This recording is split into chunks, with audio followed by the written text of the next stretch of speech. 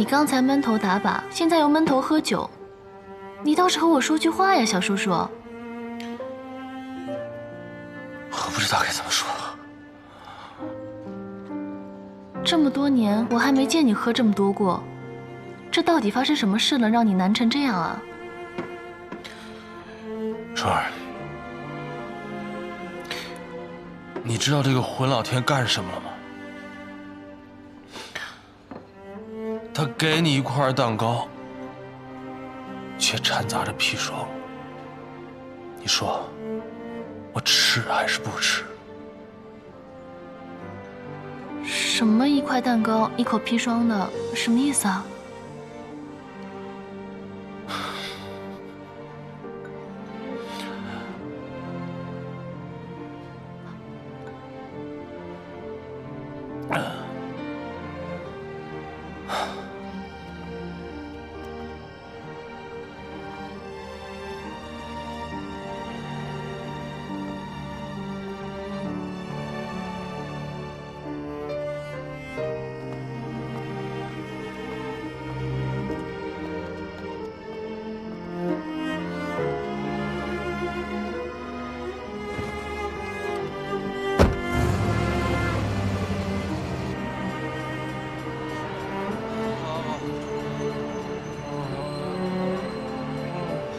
小心，慢点，慢点啊，小心台阶。好，好。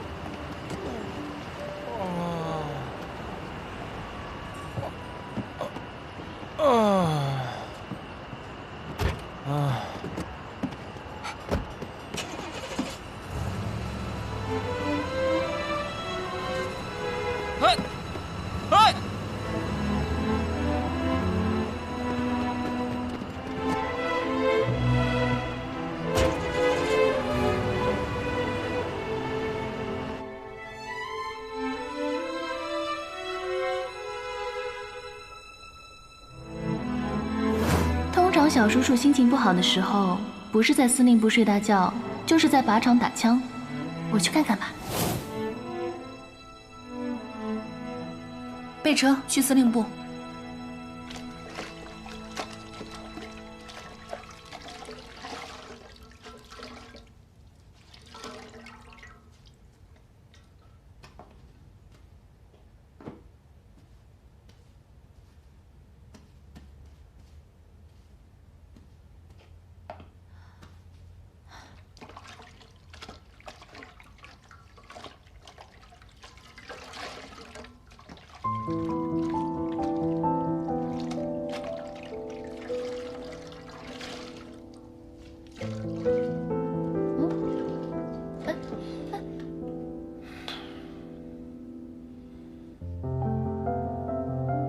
我知道你难受，可是万晴，我心里也难受，我不知道该怎么面对你。我本来以为我们之间不管遇到什么问题，都能一起解决。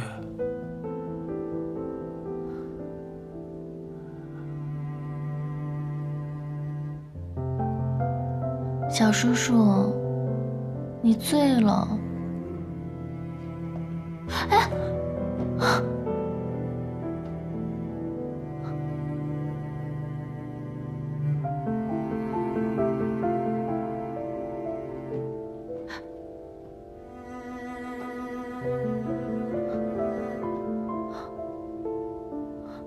我想过无数种可能，不管不顾的去跟你在一起，但是我每次想到这儿，我的心就很难过。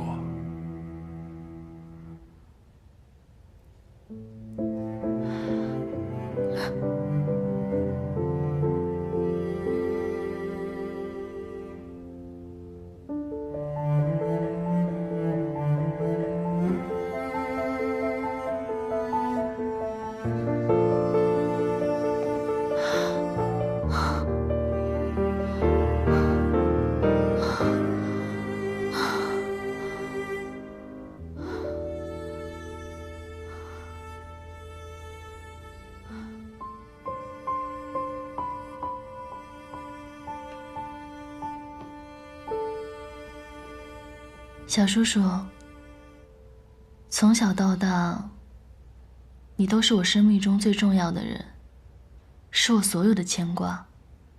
以前我真的想过，这辈子就这么不远不近的陪在你身边。不过你现在有了穆小姐，我还是第一次见你为一个女孩喝醉成这个样子。你对她的感情一定很深吧？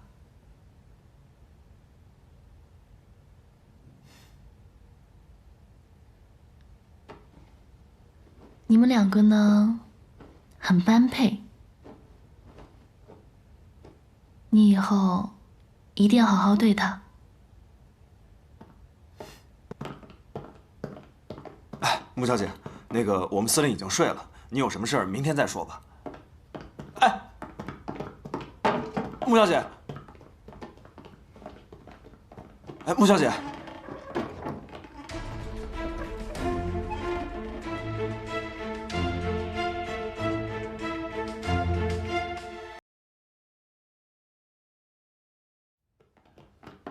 哎，穆小姐，穆小姐。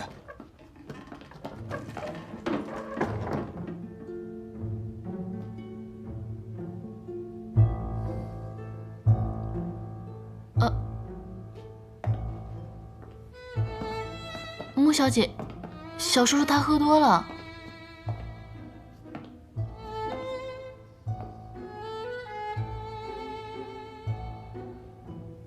顾小姐，真是麻烦你了，你先回去休息吧，我来照顾他。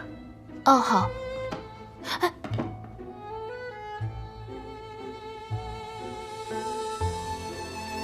你留下。啊，小叔叔。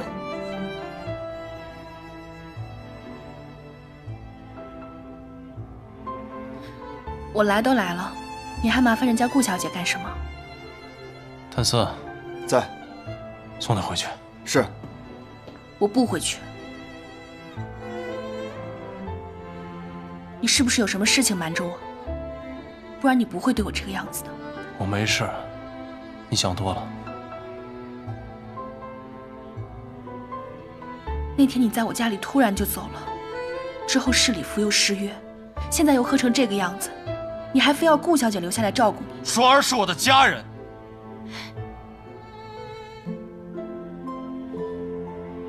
难道只有你能不眠不休地照顾你青梅竹马的徐光耀，就不能我亲手养大的双儿照顾我吗？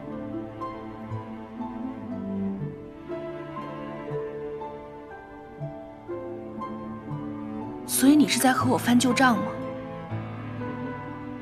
没有没有，穆小姐，小叔叔他喝醉了，说胡话呢。哎，我没翻旧账，实话实说。你记不记得我们之前约法三章的第一条是什么？好，你不说，我说。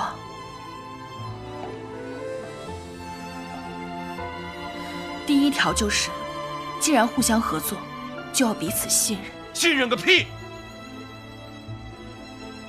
你半夜闯到我办公室来，不就是不信任我？我没有不信任你，我是真的想留下来照顾你。如果你一定要顾小姐留下，可以，我可以走，但你得告诉我理由啊。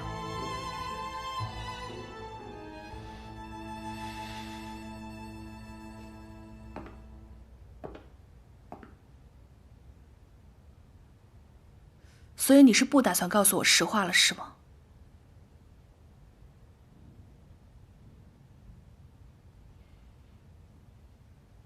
你曾经告诉过我，真正的信任是在彼此看不到的地方，依然选择相信对方。所以这一次，我还是相信你。我相信你突然的冷淡是有原因的。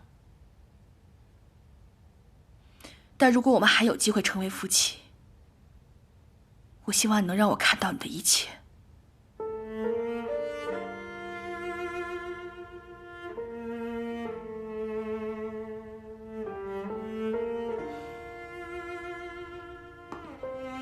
顾小姐，那就有劳了。我。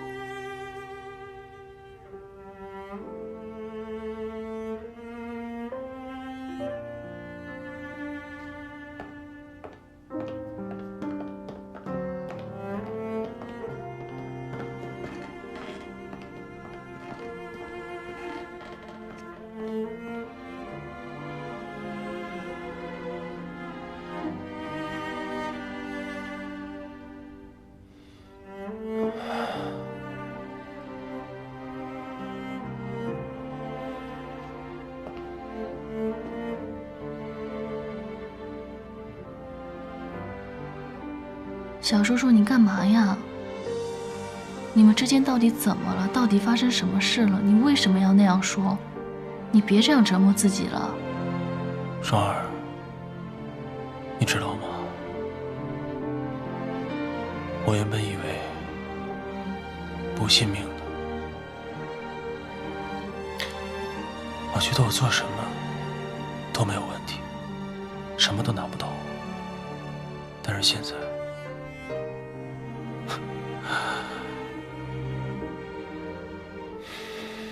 你走吧，我睡了。那你好好休息。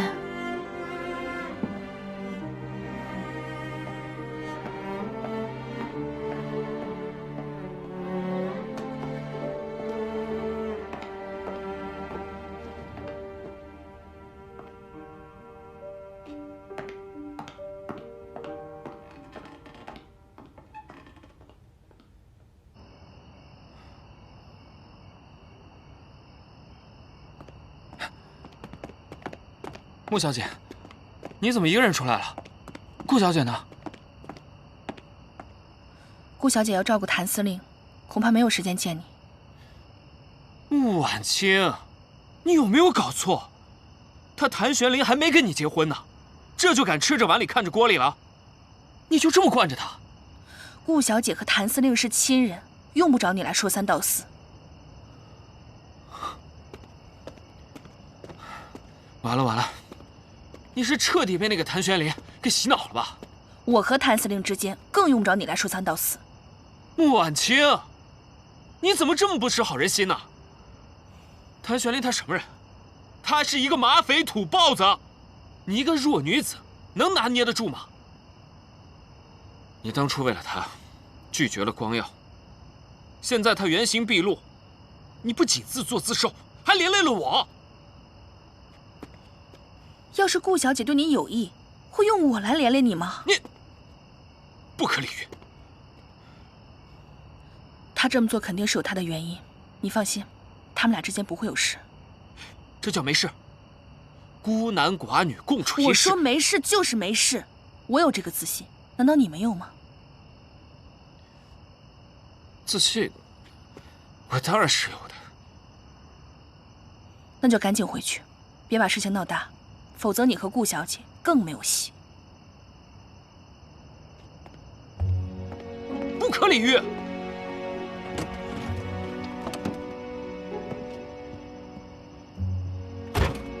开车。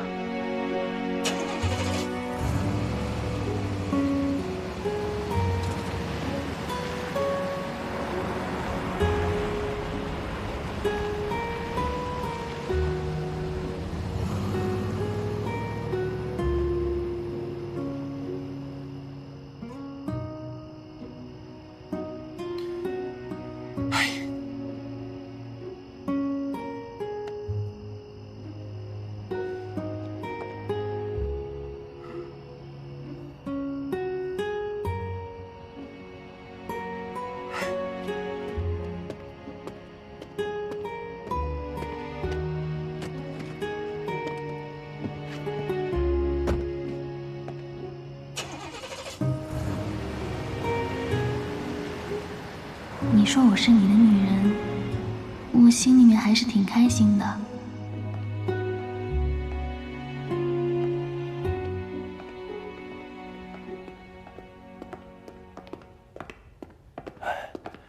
大小姐回来了。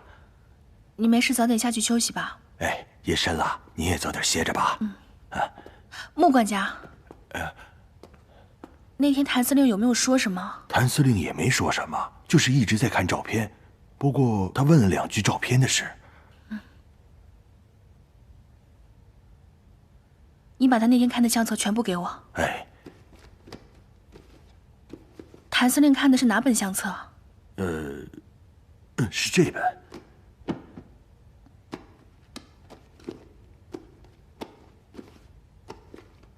他看的哪张照片？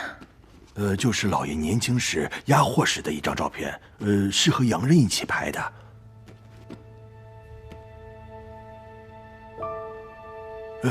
就是这张。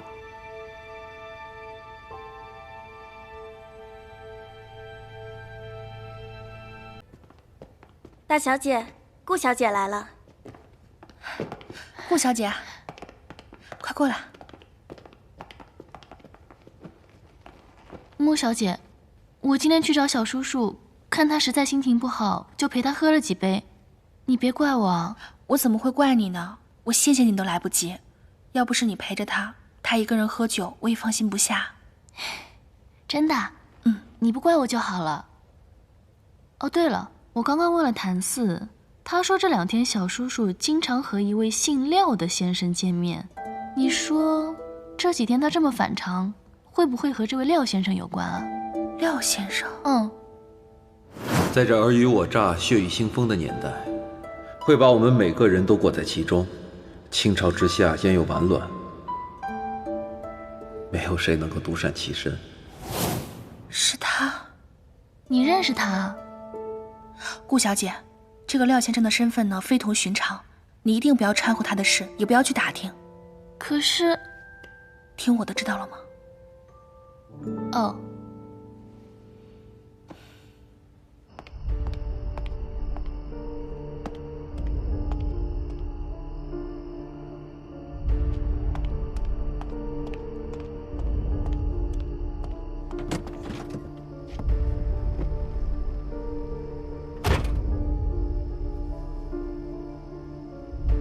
事情办得怎么样了？照片我已经找出来了，也放在了明显的位置上。我猜，谭玄灵应该已经看到了。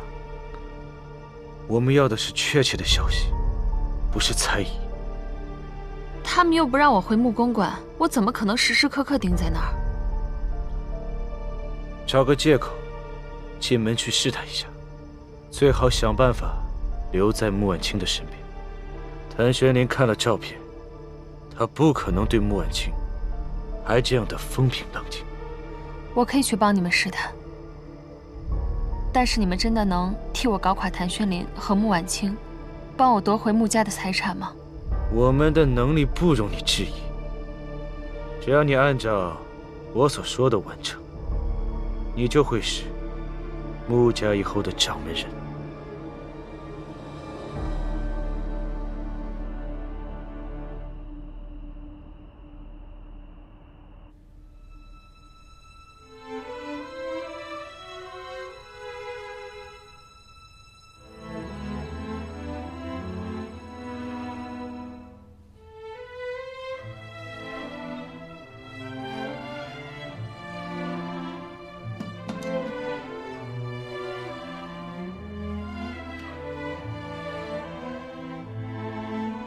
妈，玄灵今天不知道怎么了，突然对我的态度就变了。你说这男人是不是就是这么善变，就是这么让人琢磨不透啊？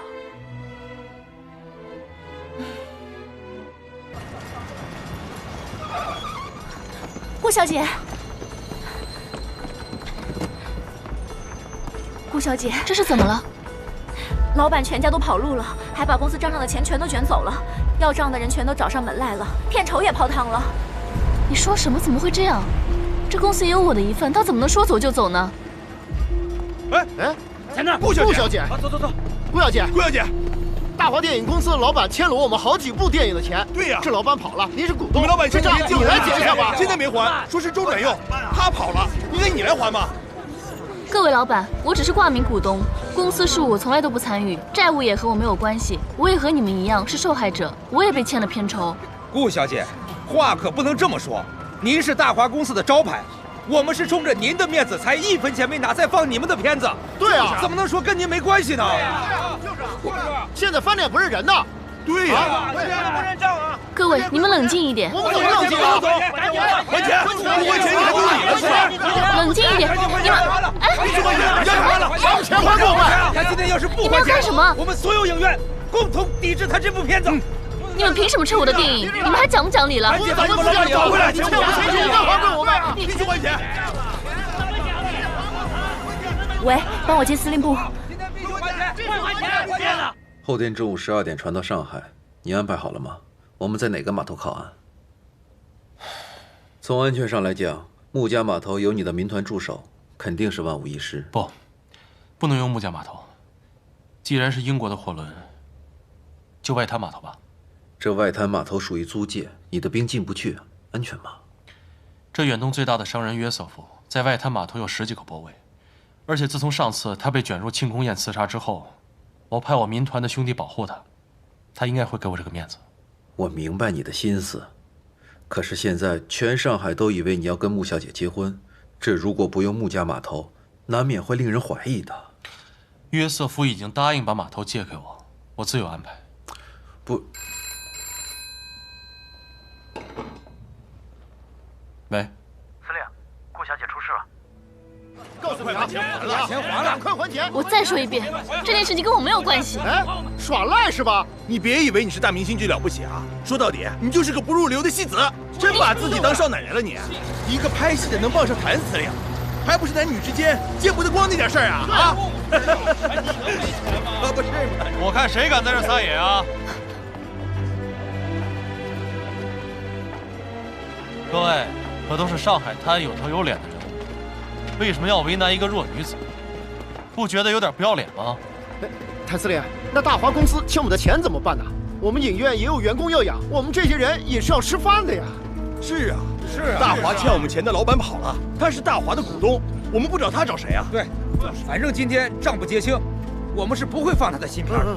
对。好啊，今天不还钱不行，必须还钱。对，你们不就是要钱吗？只要我把你们的债给还清了，就没什么问题了，对吧？还钱，行啊。我谭玄林以上海司令的名义在向你们担保，大华公司欠你们的钱由穆家商会承担。只不过我有一个条件，必须要放他的电影。那谭司令此话当真？如果你不相信，可以去穆家商会求证啊。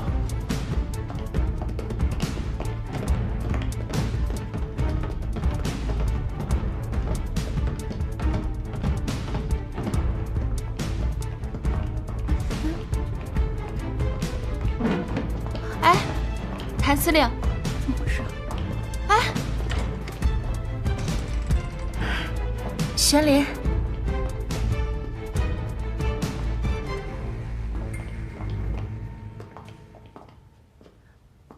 这是？我是来交代你件事的。大华电影公司的老板跑了，欠了各家电影院一笔钱，双儿的新片也要上了，必须先把欠款结清。人我带来了，你安排一下。我安排什么？这件事情好像和我穆家商会没有关系吧？是，本来没有关系，但是我答应了各位老板，大华公司欠的钱由穆家商会承担。凭什么？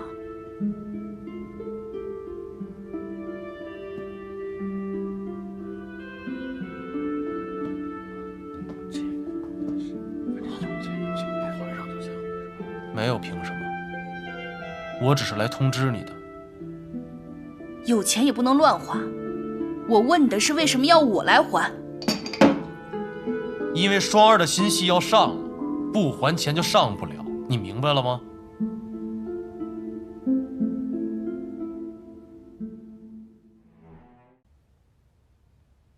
你能不能讲点道理？讲道理。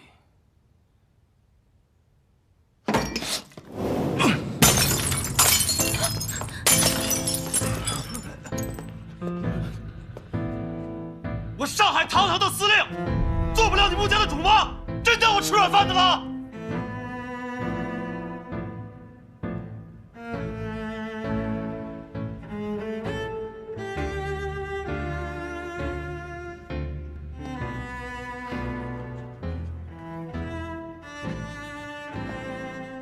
雪莲，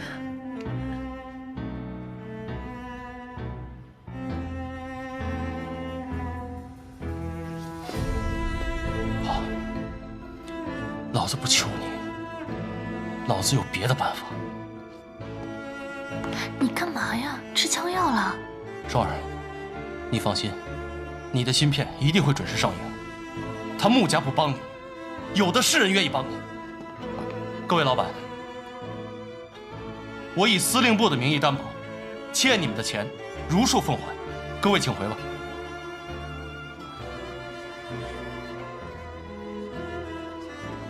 双儿，我们走。哎，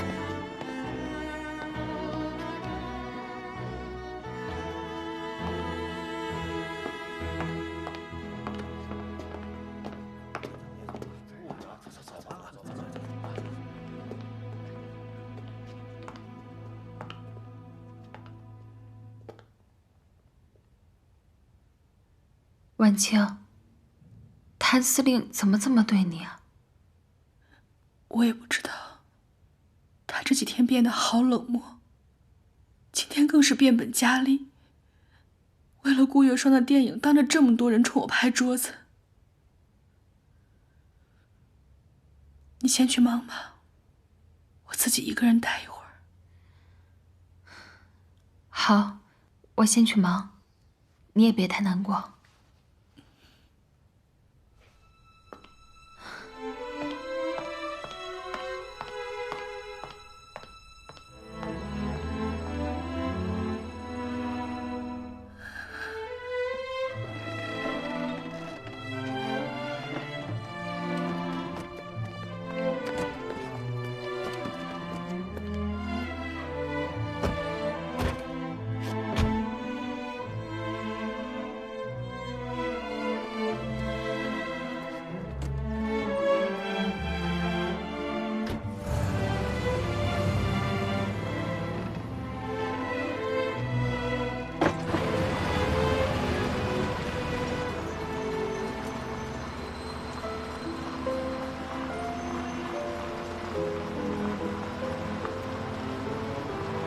小叔叔，你刚那么对穆小姐也太过分了吧？你就不怕她不理你啊？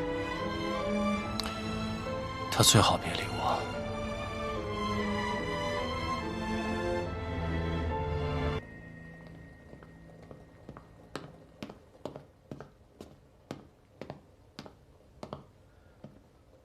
司令，抓的那几个奸细嘴太严了，什么都问不出来。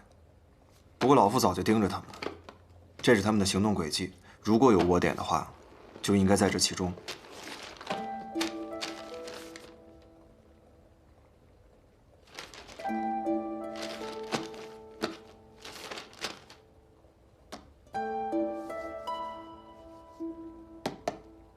他们去银行干什么？老夫派人查过了，他们在几天前都收到了一大笔钱，所以几乎同时，他们都去银行汇给了在日本的家人。停车！您不能进去。我来找你们司令。穆小姐，您真的不能进去。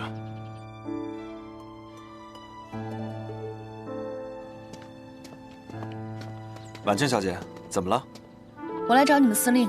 哦，我们司令不在，请回吧。今天你要么开枪打死我，要么就让我进去。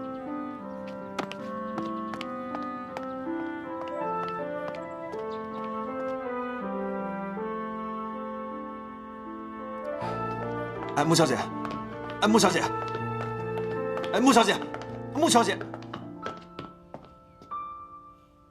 谭四，门口的卫兵都是摆设吗？懂不懂规矩啊？你不要怪他们，我自己进来的。我就想当面问问你，你为什么要撤掉民团？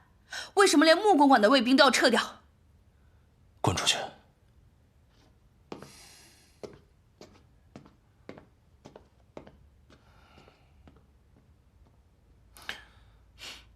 军务上的事，你无权过问。无权过问。木公馆的卫兵你可以撤掉，但是民团是我华商总会的，保护码头天经地义。你敢不敢当面给我个理由？比起跟你们穆家，跟约瑟夫合作更划算。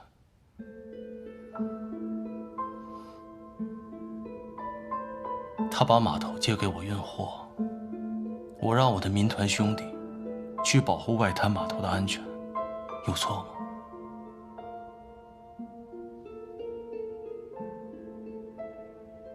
我不信，你不是这种见利忘义的人。那是你不了解我。一个能在乱世混得如鱼得水的人，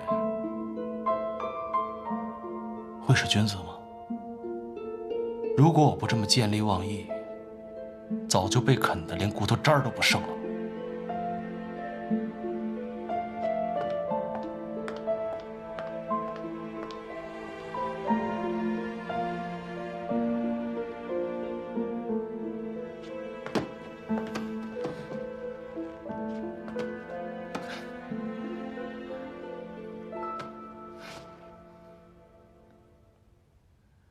玄莲，这里没有外人，你跟我不用演戏。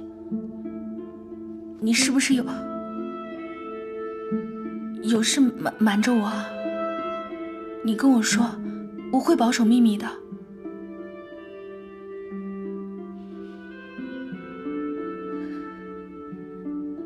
这些天，我一直在想我们两个之间发生的事情。但我真的想不明白，你到底是为了什么，好端端变成这样？你就当我是一个阴晴不定的混蛋吧。可你明明就不是啊！你告诉我一个理由好不好？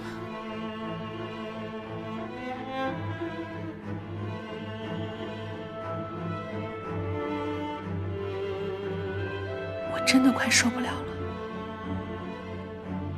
我们之间发生了什么，我连原因都不知道。只是你不知道。我真的好累，我觉得我快坚持不下去了。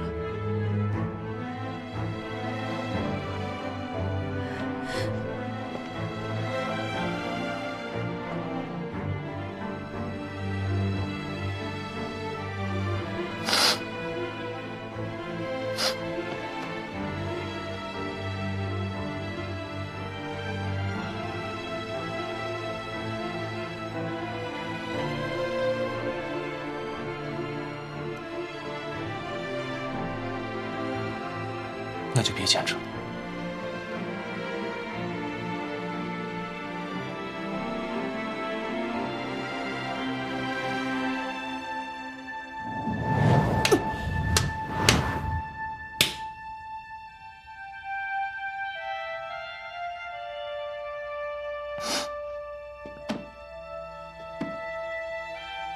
你休想让我这么不明不白的放弃。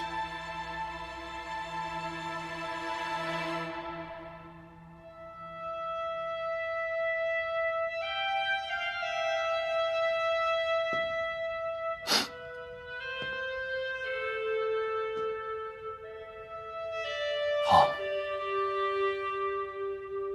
既然想知道，那我就告诉你。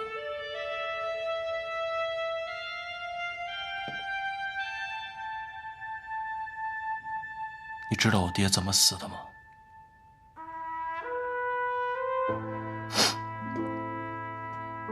？10年前，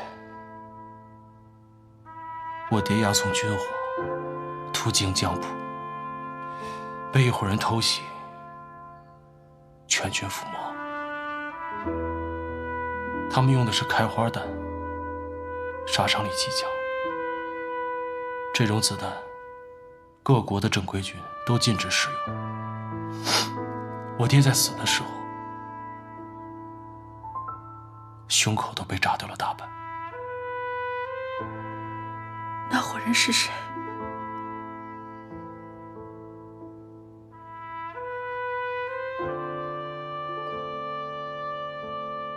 10年前，你爸爸替徐伯钧押送物资也经过江浦，他雇佣了一队白俄的洋枪队，这帮人用的就是开花弹。雇佣的理由是战斗力高。我不信。你不信？不可能。不可能。你回家翻翻你家的相册，看看你爸和洋枪队的合影，而且我还找到了当年洋枪队的队员，就是他告诉我，是你爸杀了我爹。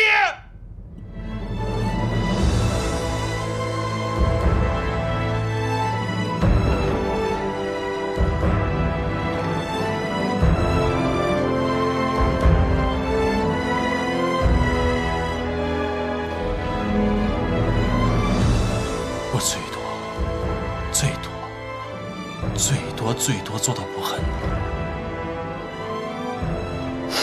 从今天起，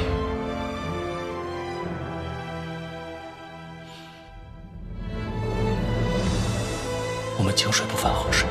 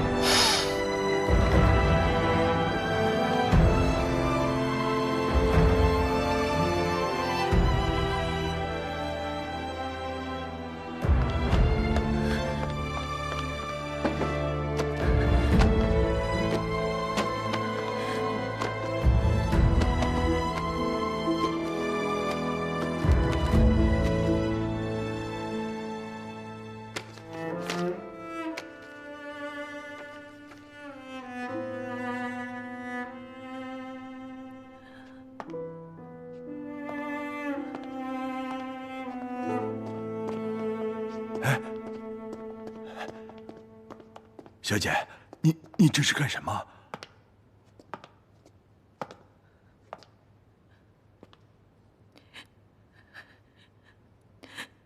这张照片是在江浦照的。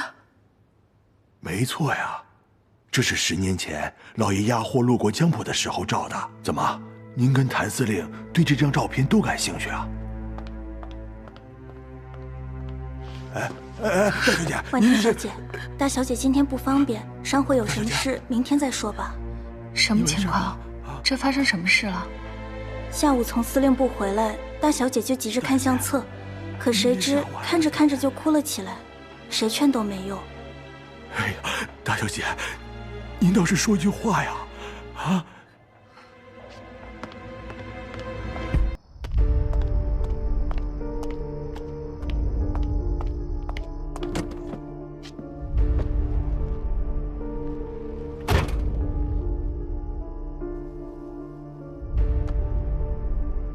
谭轩林真的把穆婉清当成仇人的女儿，穆婉清也当真了。下午看着照片，哭了好半天。只要他们各自为战，我们也有利于各个击破了。等明天中午，外滩码头的军火一到，谭轩林的死期就难免了。约瑟夫这个洋人是不可能包庇他的。原来你让我挑拨他们的关系，是为了让谭轩林去外滩码头交易军火，免得穆家码头为他遮掩。不过，穆家也休想逃离于世外。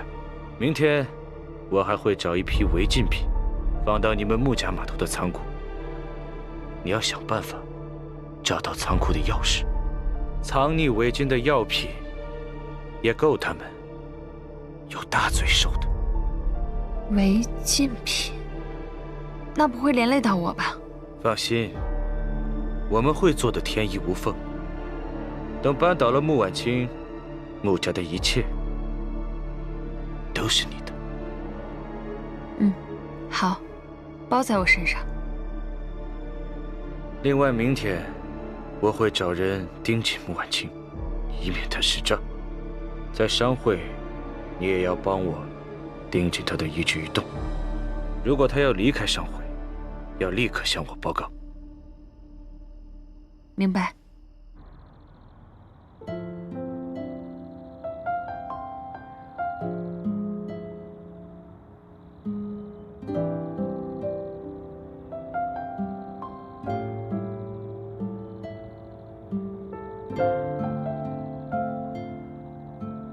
你看啊，这上海都是我的地盘。现在，我向你保证，只要有我在，你一定会平平安安的。你那日说的话都不算数了吗？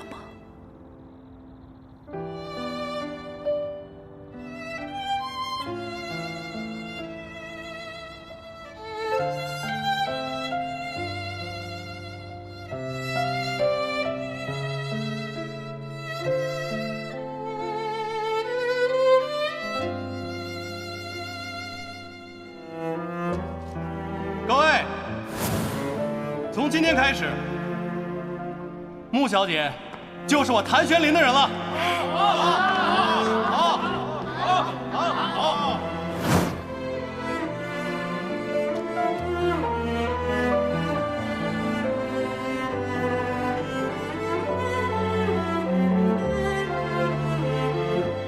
哎，徐督办，你不能进去。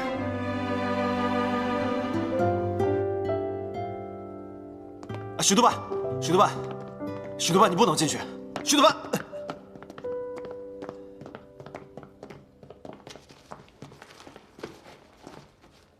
司令，徐督办说要回自己的办公室拿东西，我也不好拦着。拦我做什么？做了亏心事，不敢见人吗？你先回去吧，我跟他单独聊聊。是。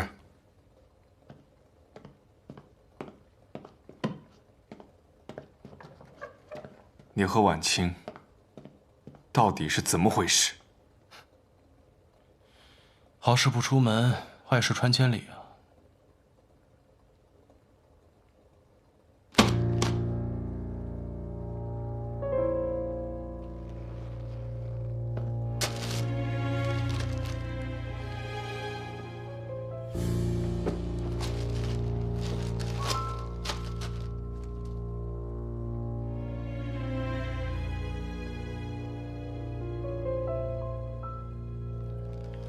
没想到，徐督办也会看这种八卦小报啊！我刚从穆家过来，从穆家得知，这些天你对婉清很是冷淡。婚礼的事，你都让她一个人操办，连礼服都不是。现在为了一个顾月霜，却闹出这么难看的丑闻，你对得起婉清？对得起穆家世伯在天之灵吗？徐光耀，我跟穆婉清的事，轮得着你插嘴吗？我是他哥哥，我不准有人欺负他。所以呢？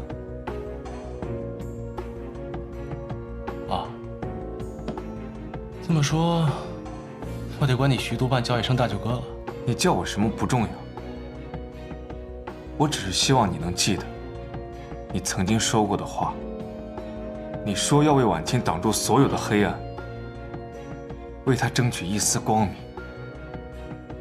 不敢死，不敢输，怕她难过。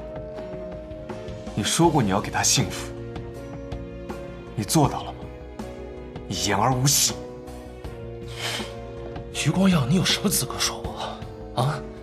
穆婉清这辈子最大的不幸就是跟你们徐家沾上关系，你自己不知道吗？我们徐家之前确实对不起婉清，只是以前吗？穆志远在火车站遇刺，谁干的？你自己心里不清楚吗？没有怀疑过吗？徐远在吗？好几天没见着了。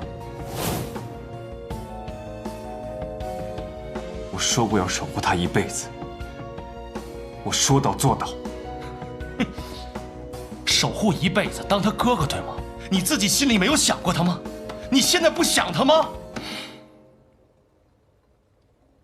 我退出，不是因为我不爱他，而是我尊重他的选择。但如果他看错了人，选择了一个混蛋，我也绝不会就此罢休。管得着吗？就算我是个混蛋，我不要他，他也会死皮赖脸的跟着我，他也不可能跟你走。还有，从今天开始，你别再烦我了，知道吗？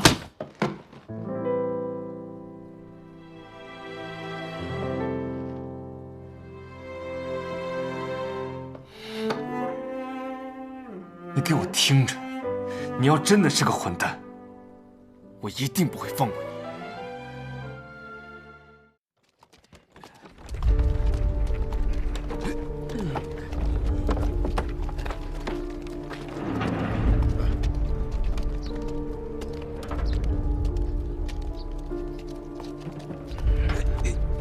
哎，小心！走。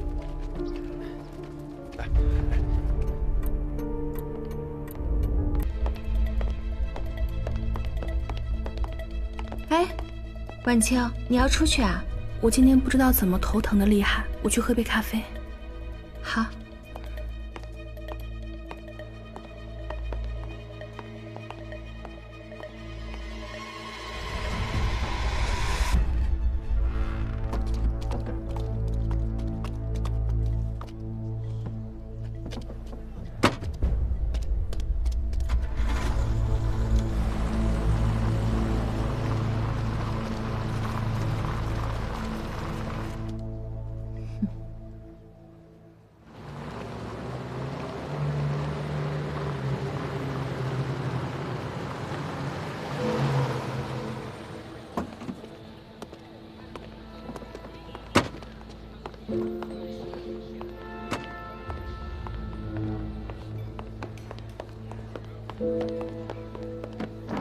谢谢。给我一杯咖啡。好，请稍等。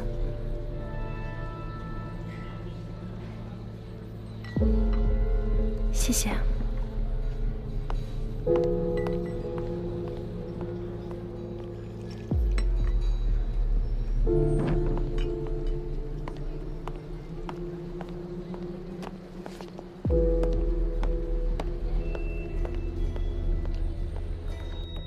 一彤，哎，哈哈哈哈哈，糊了！哎，怎么又是你糊了？算了吧，我不打了。哎，先给钱，先给钱，先给钱，先给钱，来来来。嗯，哎呀，让我算算，今天赢了多少？谭司令，这已经过了12点了，说不定啊，这革命党已经被抓起来了。好啊，抓得好，我倒要看看是哪个王八蛋，连累老子。这么久了，怎么还没回来？要不要去看看？得去看看，不然人丢了怎么办？哎，回来了。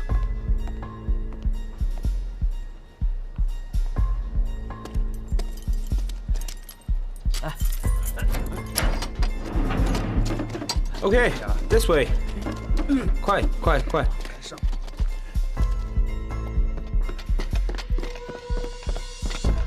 报告，货已经到了码头，暂时存放在6号仓库。举报者提供的信息说是有10多箱步枪子弹和8挺重机枪。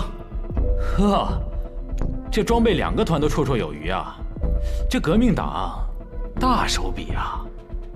但是革命党的人并没有出现，货还在仓库里，可是没有人接应。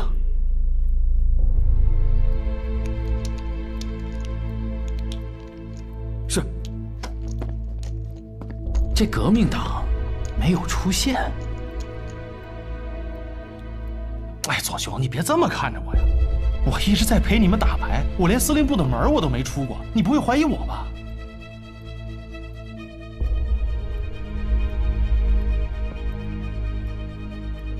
现在下结论还为时过早。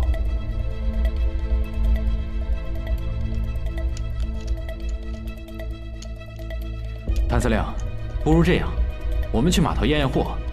如果是军火，你亲眼所见，也不至于说我们动了手脚；如果不是军火，你放心，我们调查组一定会还你清白。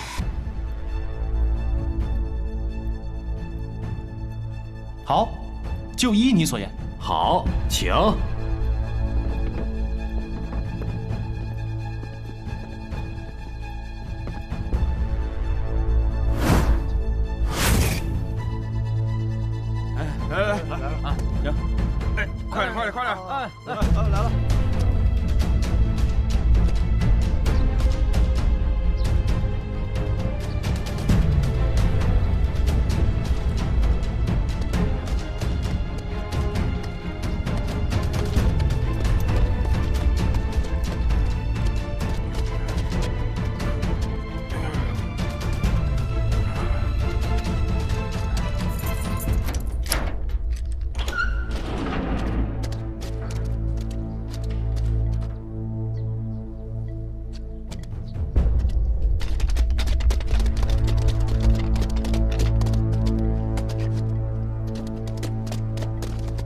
谭司令，请吧。左兄，这个仓库呢，是我跟费总统的朋友约瑟夫先生借的，但这里边有什么我也不知道，我就是做点小生意。但是接头人没来，你不会赖在我身上吧？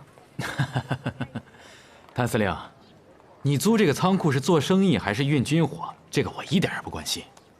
但是今天如果在仓库里一旦发现了军火，那就说明这次举报绝非空穴来风了。那你谭司令的嫌疑，那可就撇不清了。哎，这哪儿跟哪儿？左参谋，即便查到了军火，就此断定是谭司令通敌，未免也有些武断了吧？对呀，有举报，有物证，这也不算冤枉谭司令吧？走吧。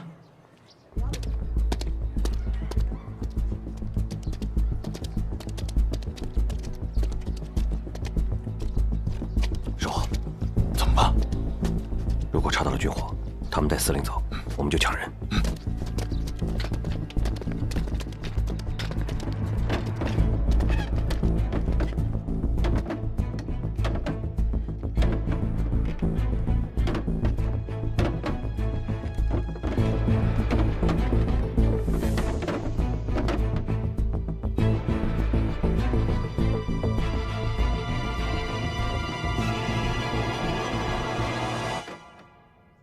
报告长官，所有箱子里全都是碗筷。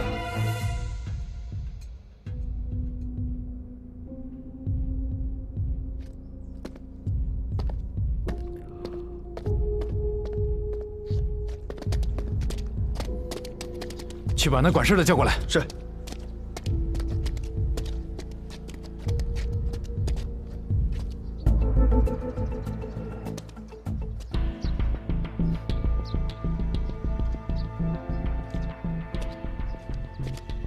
长官，有什么问题吗？6号仓库今天所有到的货是不是都在这里面？长官，这个是9号仓库，6号仓库在后面。这不是6号仓库吗？顶上挂着6的牌子。啊，这个不是6。肯定是那个粗心的工人挂反了牌子。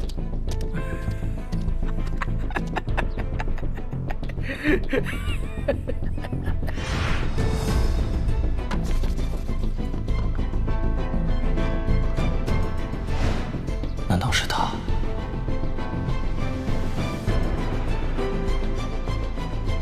那6号仓库在哪儿？6号在那边，带我们去。好，跟我走。谭司令，别紧张，看看就知道了。请。走，跟上。走，快。好。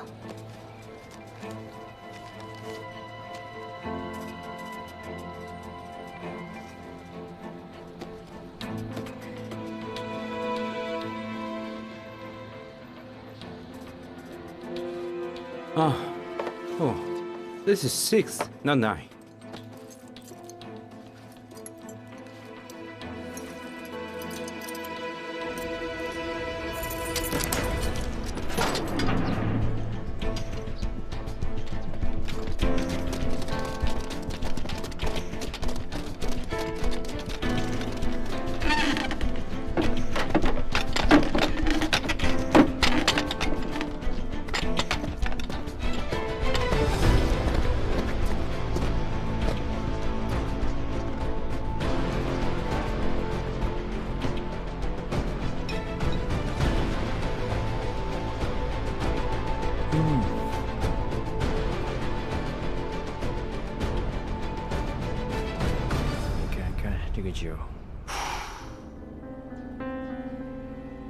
听我命令。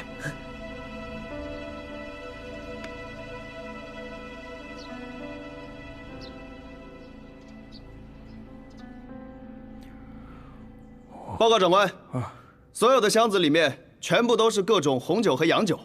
哎，你看，这是1916年的洋酒，你不妨闻一闻吧。哎，你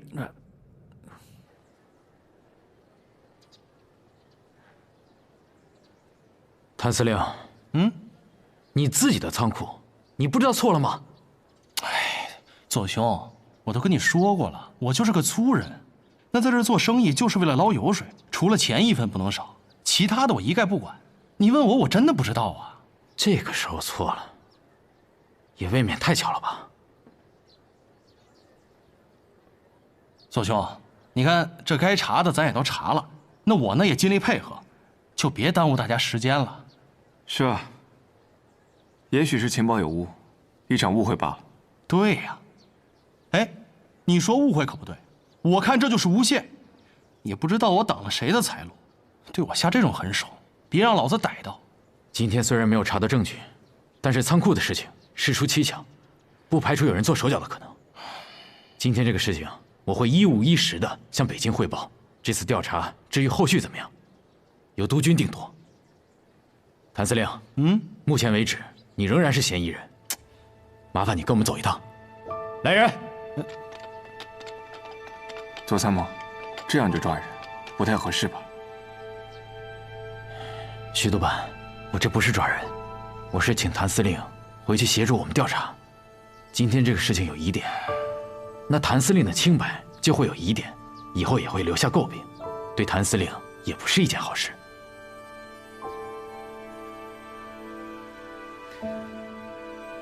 清者自清，谭司令，如果你真是清白的，那我们调查的越仔细，就对你越有利。行，既然左兄这么谨慎，那我尽力配合就是。请吧。I can't believe it. How can they make a mistake like this? Huh? 这不可能，军火怎么会不翼而飞呀？调查组确实没有搜到这批军火，左参谋也觉得事有蹊跷。他将谭玄林暂时关押在了理查饭店，向北京方面征求处理意见。那穆婉清呢？我们的人一直跟着他，他在咖啡馆喝了咖啡就回家了，没有去其他地方。这就奇怪了，这批军火到底会去哪儿呢？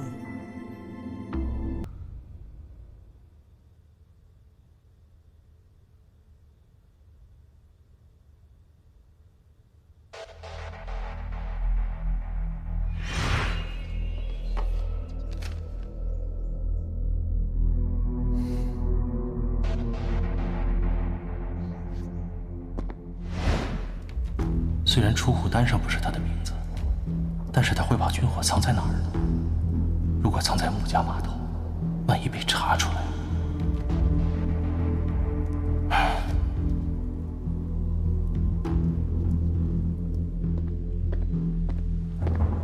没想到闹了个乌龙，仓库里竟然都是酒。仓库里的酒确实都是好酒。报告。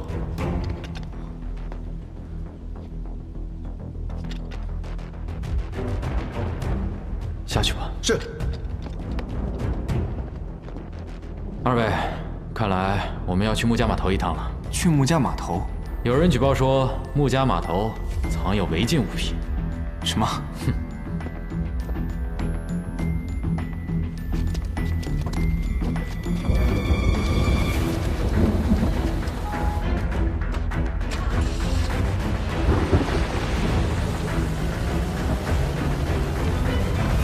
左参谋，左参谋，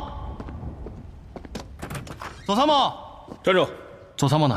我找他有重要的事。刚接到举报，说穆家码头那里发现了新的线索，左参谋已经赶了过去，请谭司令稍安勿躁。左参谋说会提审您的。啊，他回来尽快告诉我，麻烦了。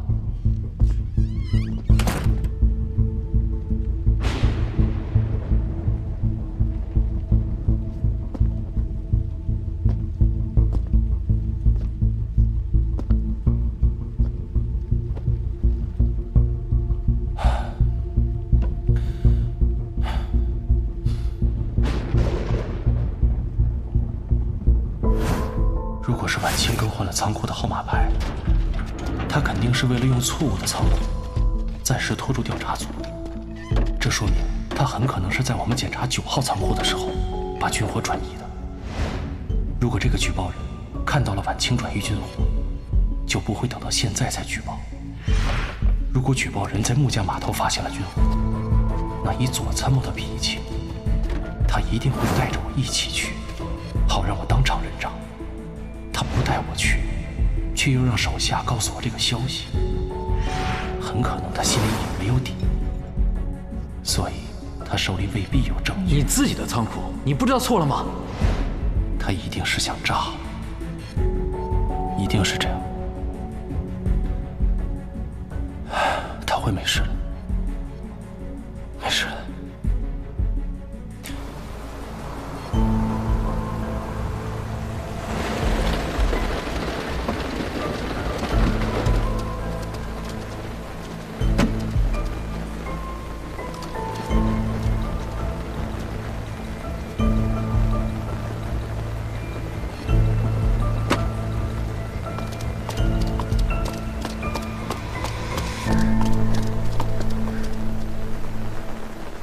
穆小姐，长官，这么晚喊我过来，什么事啊？有人举报说你们穆家仓库里藏有违禁品。这儿我们都是租出去的，里面有什么货我也不知道。清楚不清楚？打开就知道了。这都是人家的货，我私自开仓也不好吧？怎么，穆小姐是心里有鬼，不敢让我们看吧？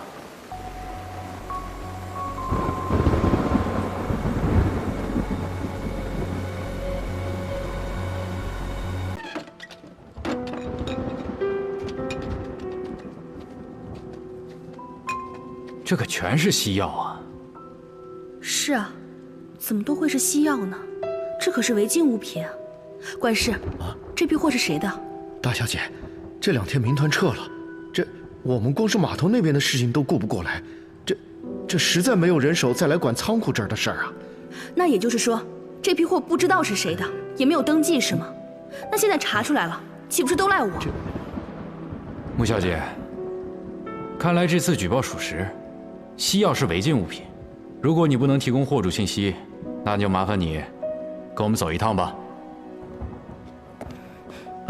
哦。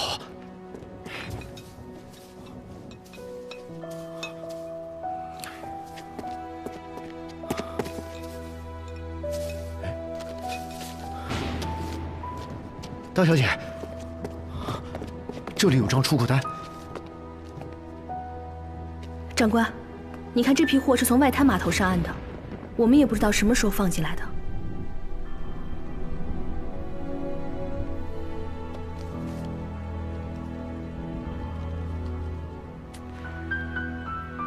看来，今天早上从外滩码头6号仓库运走的，正是这批西药。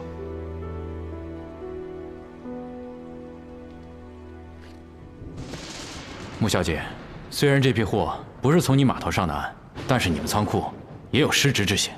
你这么说可就有失偏颇了。货物检验是码头的事情，要说失职也是外滩码头失职。你应该去找约瑟夫先生才对吧？哦，左参谋，既然已经查明今天运出的在外滩码头，这不是军火，而是这批西药，那当务之急应该找到这批西药的货主，按法律论处，而不是在这边追究穆小姐和约瑟夫的责任。说到底，他们也被蒙在鼓里，都是受害者。看来，也许正是他们声东击西，好试图掩盖自己的西药走私生意。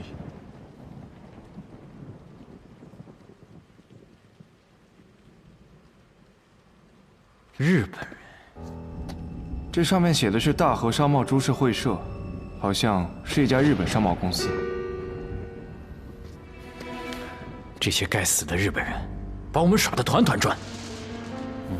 这件事情，上报北京，把这个株式会社查处了，所有的日本人，全部交由领事馆遣送回国。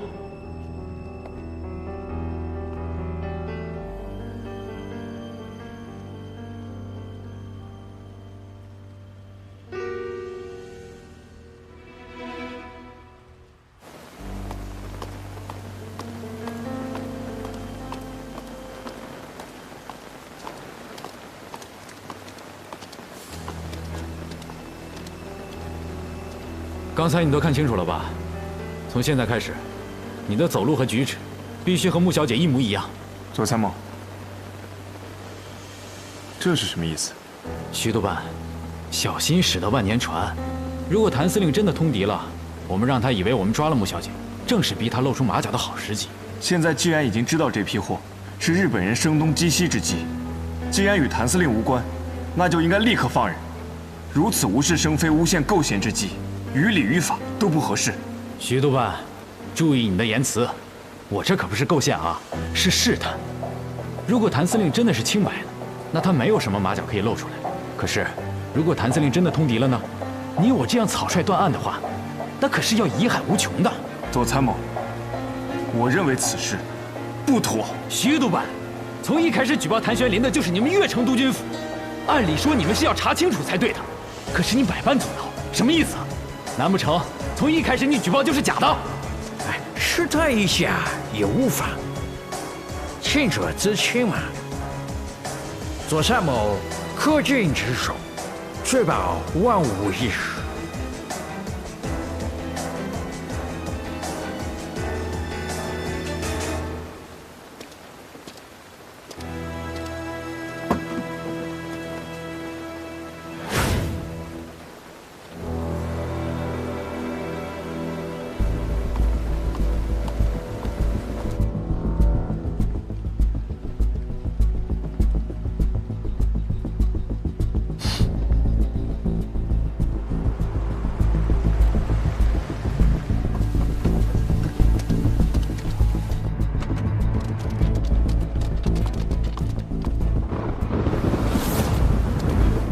婉清，不可能！难道他们真的查到了军火？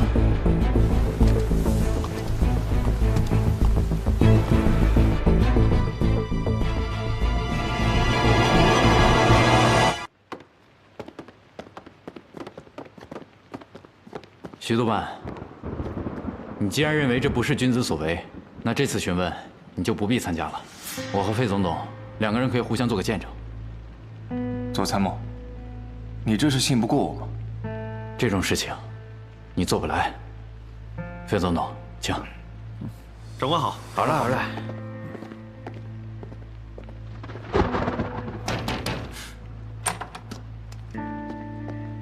哎呀，左兄坐。费总统，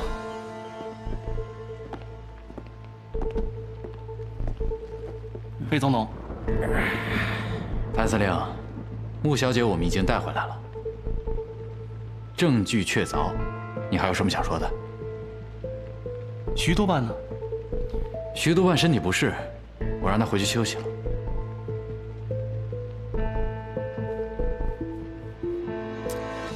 可是我刚刚看到你们下车的时候，徐督办的身体并无异样啊。谭司令，果然在等我们回来啊？怎么，心虚了啊？心虚。反正我是清白的，你们查不到军火，那就得放我走。没查到军火，没查到军火，我们带穆小姐回来干什么？穆小姐已经把所有的事情一五一十告诉我们了。谭司令，你现在唯一的出路就是实话实说。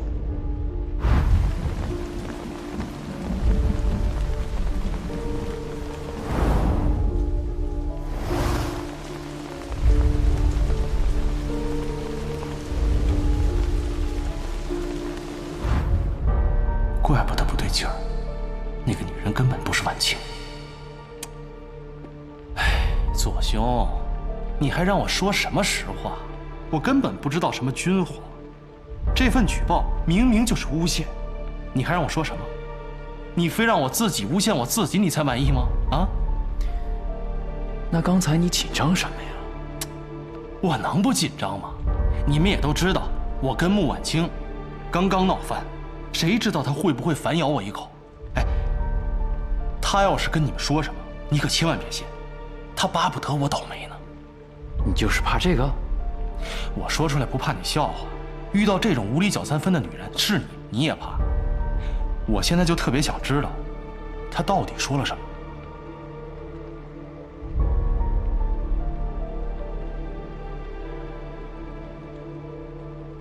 这个不能告诉你。要不这样，你把穆婉清给我叫来，我当面跟他对质，行吗？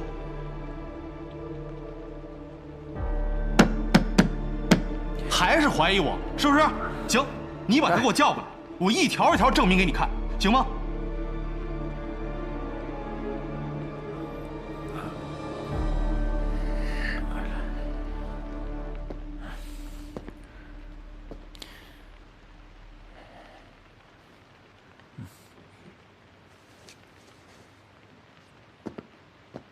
谭司令，我们在码头确实没有发现军火。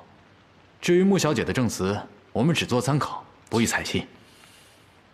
这样，结案报告明天一早我就上交北京，等待裴督军批示。到时候，你的嫌疑就自动解除了。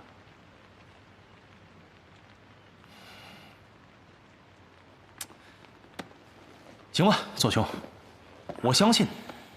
但是有一点，如果那个穆婉清再敢诬陷我的话，你就多关他几天。哎，别，干脆一直关着他，省得出来祸害我。什么东西？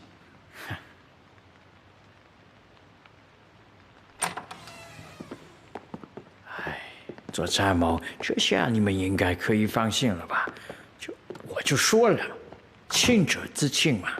啊，谨慎一些也总没坏处的嘛。二位，谈得怎么样？有结论了吗？谭司令一听穆小姐指证他，马上就急了，还让我们多关穆小姐几天，别把她放出来祸害她。都说这女人心海底针，没想到这男人觉醒起来，也毫不逊色呀。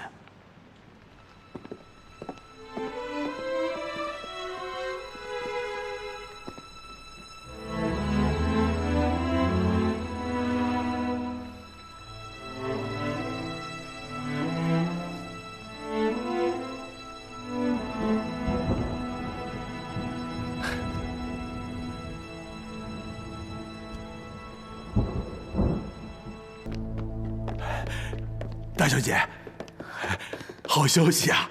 刚才徐公子打来电话，说是北京的批复到了，谭司令没事了。那帮日本人都被抓起来了吗？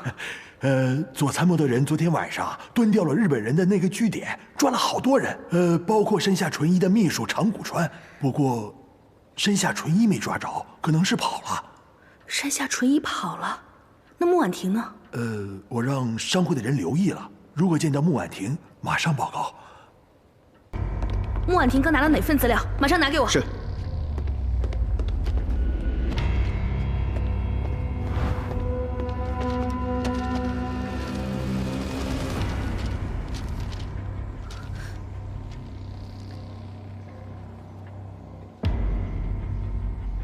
还有没有备份？有的，拿给我。是。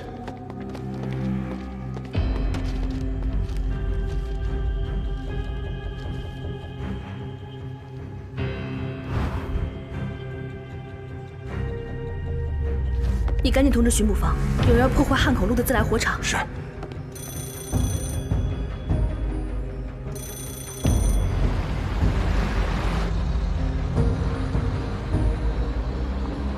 师傅，再开快一点。好。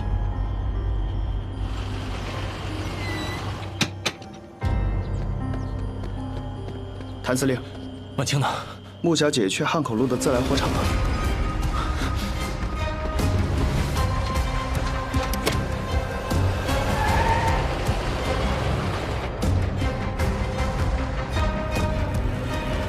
再开快点。好。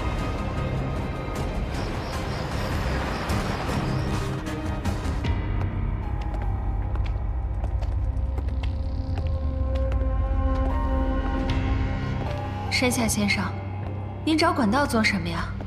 你不是想置谭玄林和穆婉清于死地吗？我现在就帮你完成这个心愿。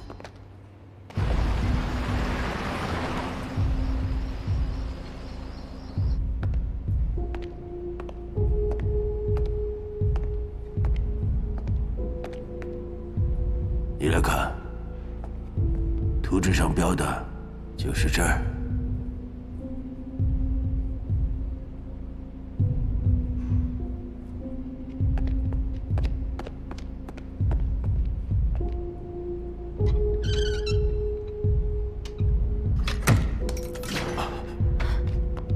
怎么回事？哎，怎么停电了？你帮我拿着这张图，我去看看配电箱。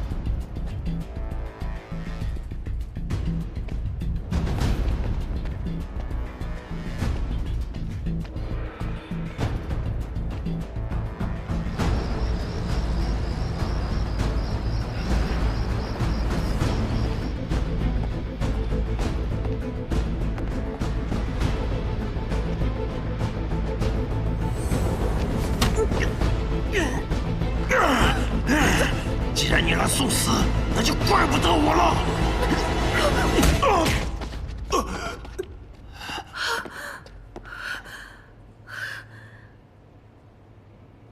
没想到你居然能够全身而退。你认输吧。你还在帮这个女人。当年她的父亲杀死了你的父亲。如果你要是一个男人的话，你现在就杀了他。应该杀的是你。你以为你收买了那个谢尔盖，就真的天衣无缝了吗？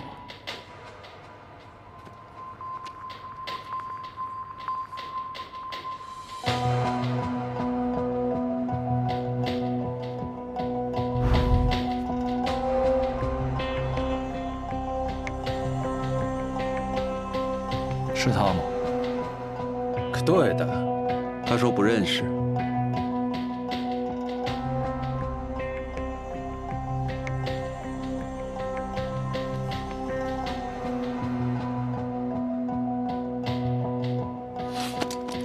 你敢骗我？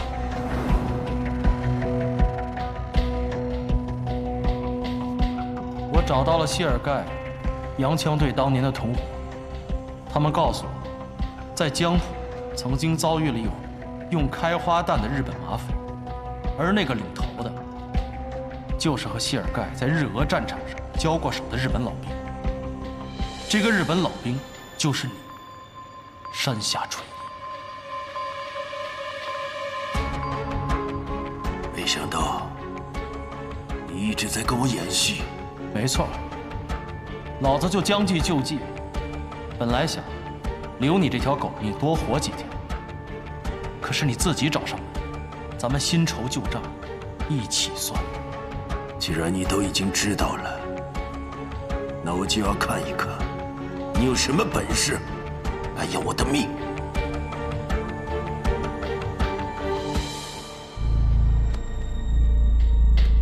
最好别动枪，要动枪，我们谁都活不成。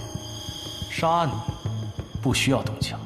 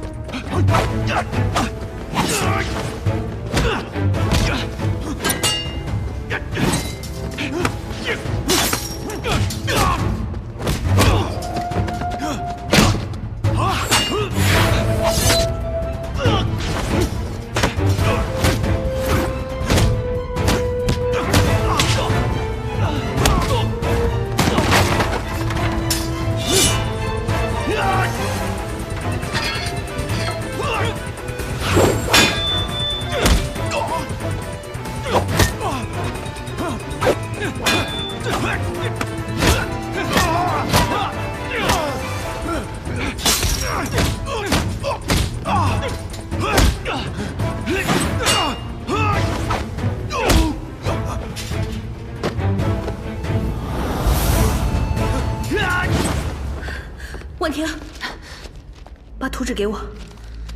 你知不知道那个日本人在利用你？他想把明火扔进管道，点燃整个上海的煤气灯。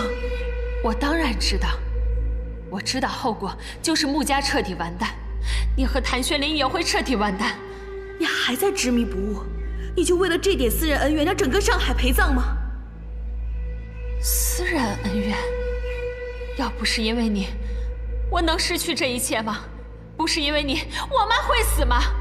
就因为这点私人恩怨，我让整个上海陪葬，怎么了？你疯了！你给我走！不，给我走！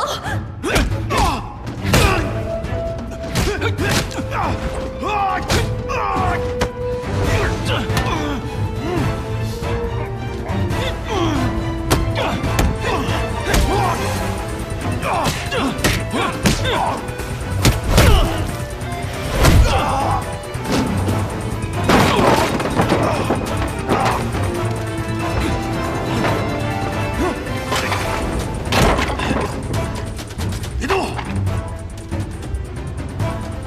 给我放开！别动！别动！你放开！婉婷，放开我！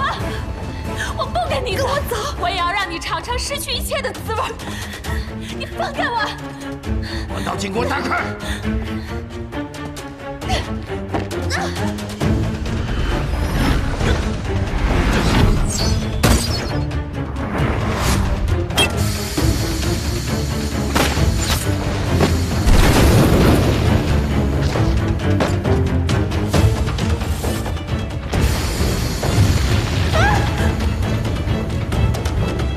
婉清，走，快走！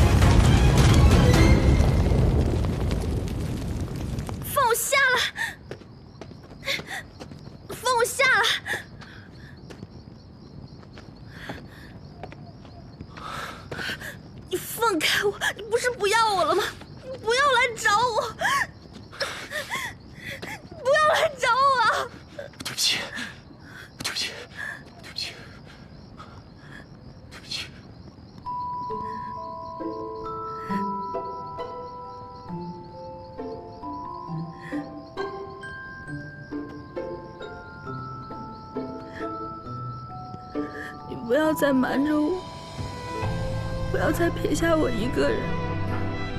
好，对不起。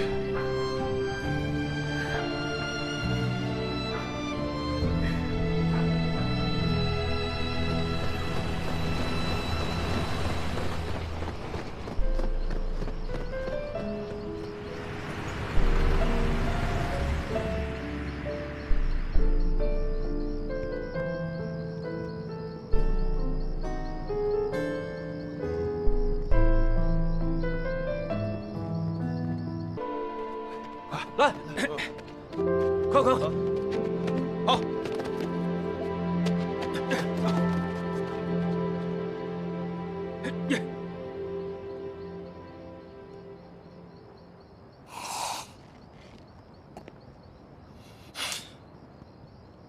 双儿死了，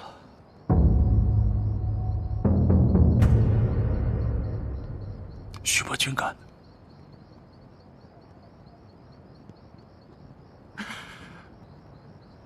都怪我，都怪我没照顾好他。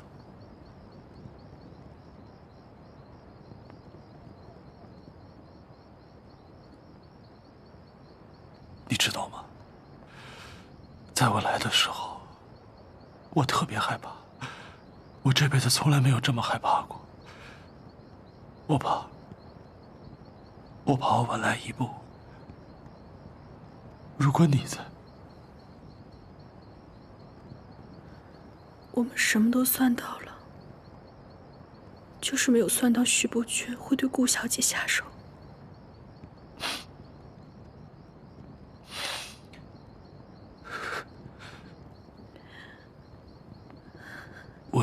瞒得很好。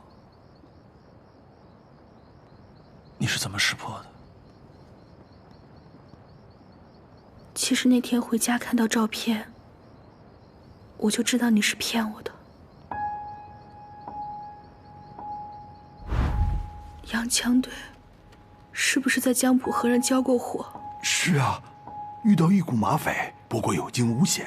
马匪？遇到的不是军人吗？洋枪队那是帮老爷押货的，怎么能对军人开枪呢？对不起啊，之前说了那么重的话。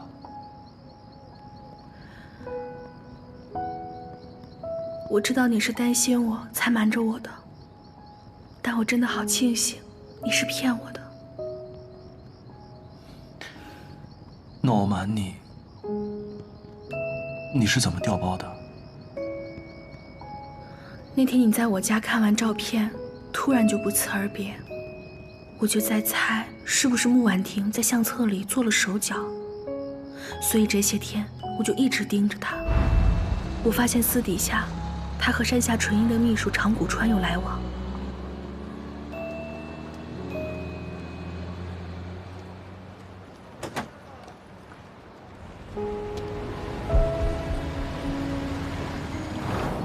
我就觉得他们要对我下手了。果不其然，他们弄了一批西药到穆家的仓库。我就害怕他们要对付你，但是我也不知道你那边是什么样的情况。直到廖先生给我打电话，我才知道事情已经到了千钧一发的地步。我想了个办法，摆脱了山下纯一的监视，乔装去了码头。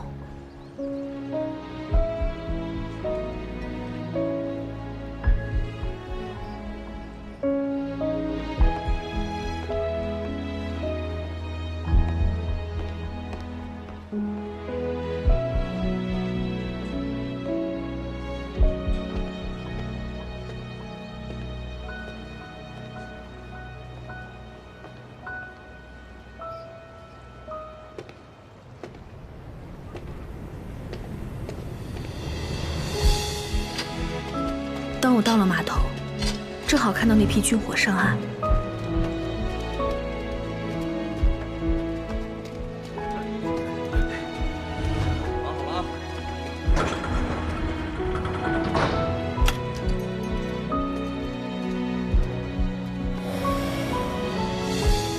我为了拖延时间，把6号仓库和9号仓库的牌子调换了。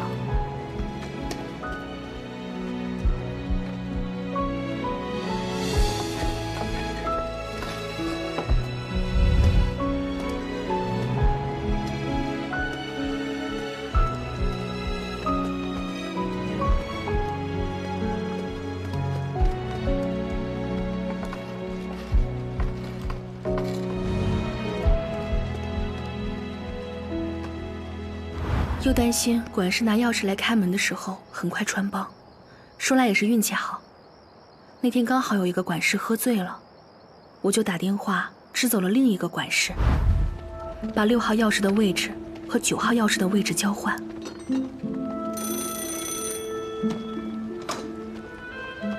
哦，先生，门口有一个您的包裹。我。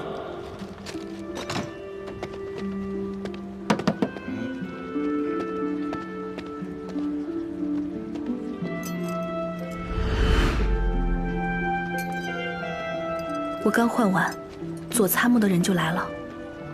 那个喝醉的管事就带着他们去了9号仓库。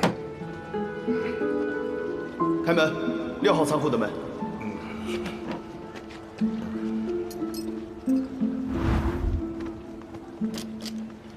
就这样，在你们检查9号仓库的时候，我调走了6号仓库的军火，又把钥匙还了回去。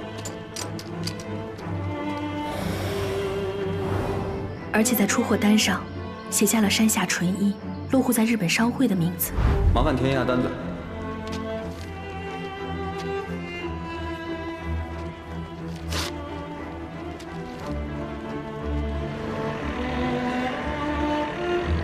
最后呢，又让穆管家把出货单放在那批西药里，让他们搬起石头砸了自己的脚。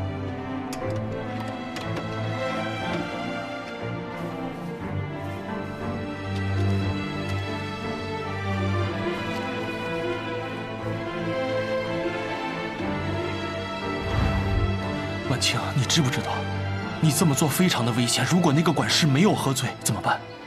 可是通敌是死罪啊，无论如何都要赌一把。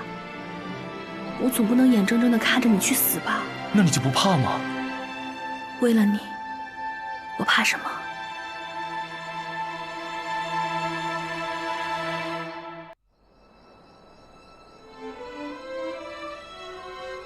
对不起。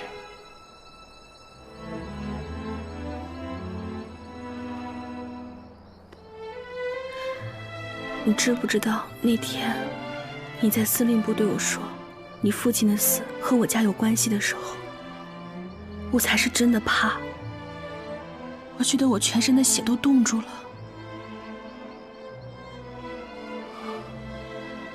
对不起。那天没有人在场，你没有必要和我演戏。你为什么还要骗我？因为在你来之前，我意识到这个山下纯一很可能是请君入瓮。我实在不知道用什么办法让你彻底离开我，我怕你有危险。抓那几个奸细嘴太严了，什么都问不出来。不过老夫早就盯着他们了，这是他们的行动轨迹。他们去银行干什么？他们在几天前都收到了一大笔钱，并且在同一时间都去银行汇给了在日本的家人。不对呀，难道说他们早就知道自己会被抓？这些钱其实是用来补偿他们的，又或者他们被抓只是为了迷惑我们？这个山下纯一到底要干什么呀？放我进去！我要找你们谭司令！放开我！放开！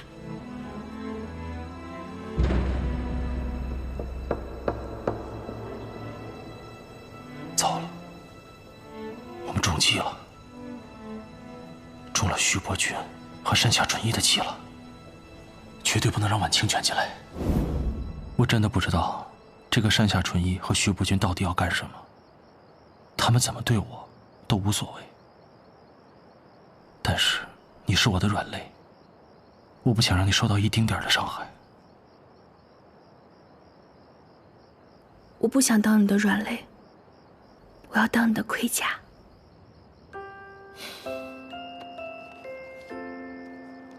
你是我的平安符。那以后遇到了什么危险都要告诉我，我也想保护你。我知道了。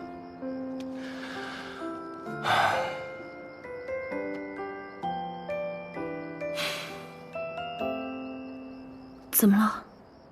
对不起啊，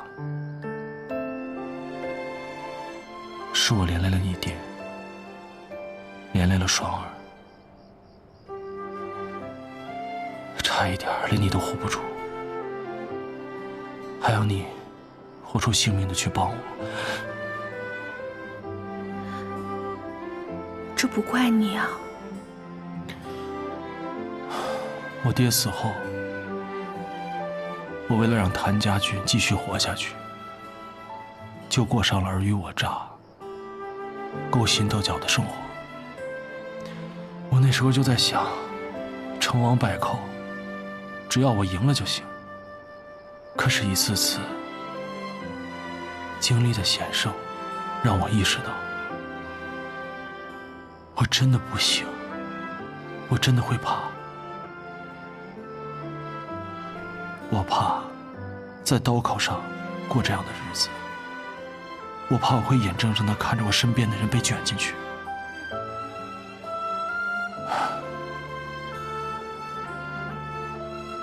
我记得在北京的时候，廖先生曾说过，这个世道让我们每个人都裹挟其中，没有一个人能独善其身。是啊，这裴勋和徐伯君曾经也是反抗清廷、推翻帝制的人，可是现在呢，却做了一方土皇帝。我怕，我也会为了保护自己的权利，变成下一个裴勋，下一个徐伯君。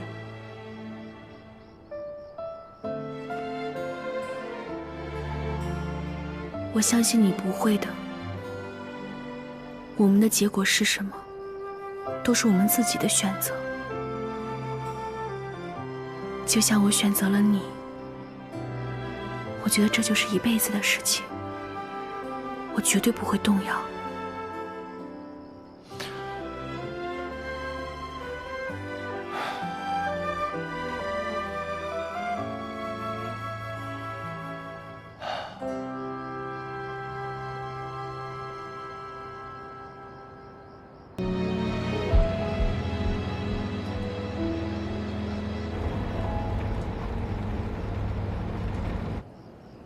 前几天，我叔叔谭子杰在江城病故了。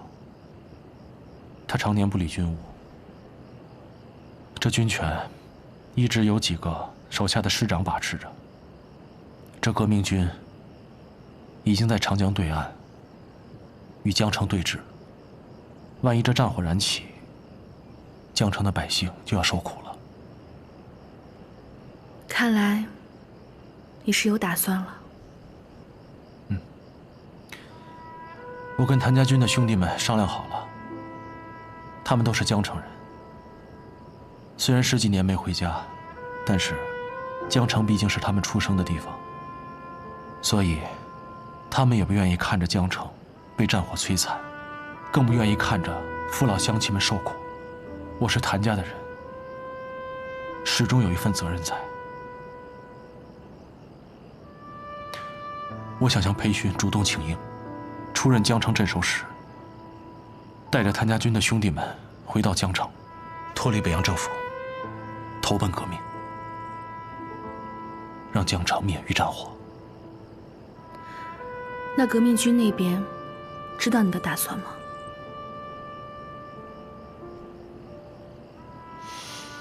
知道。我给廖先生发过电报，他已经说服了司令部，让江城对岸的革命军停火，配合我行动。既然万事都具备了，你还在犹豫什么？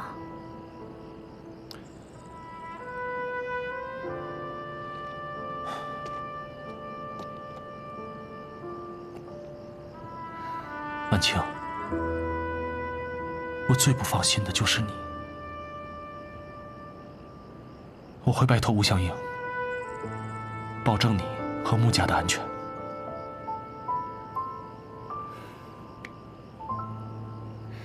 你还记得你第一次陪我来这里的时候，我喊的是什么吗？记得呀。你当时说上海，我回来了。是啊，那时候根本就不知道天高地厚，以为你守着上海，我守着穆家，咱们就能这么一天天的过下去。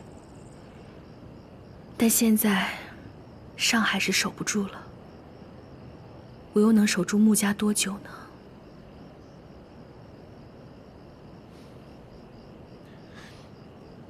对不起。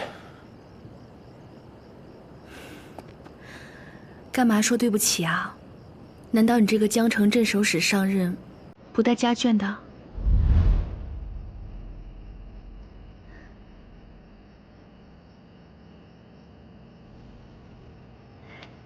上海，我要走了！上海，我们要走了！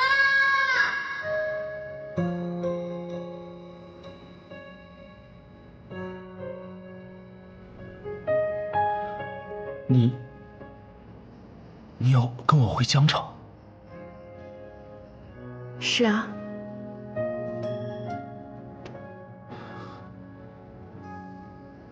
那天廖先生走了以后，我想了很多。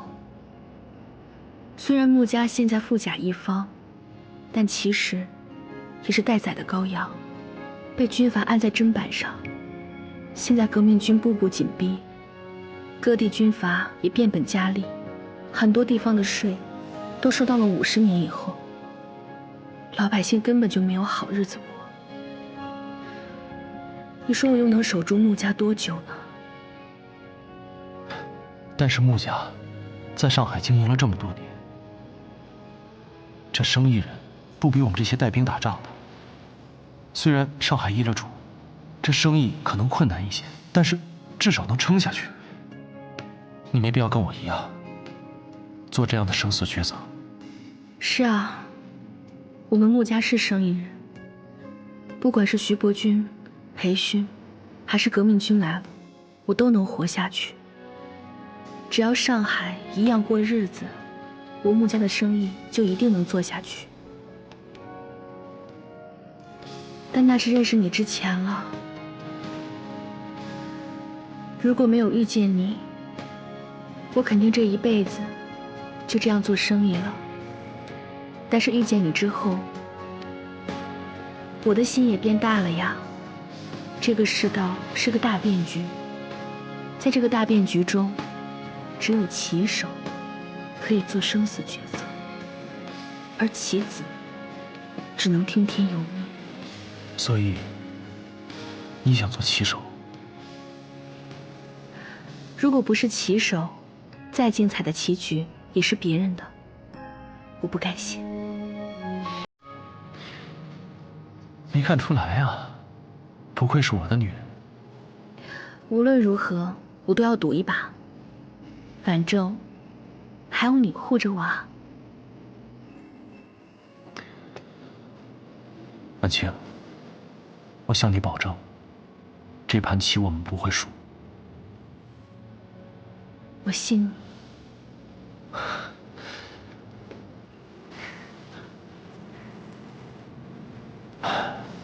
等我们的行动成功了，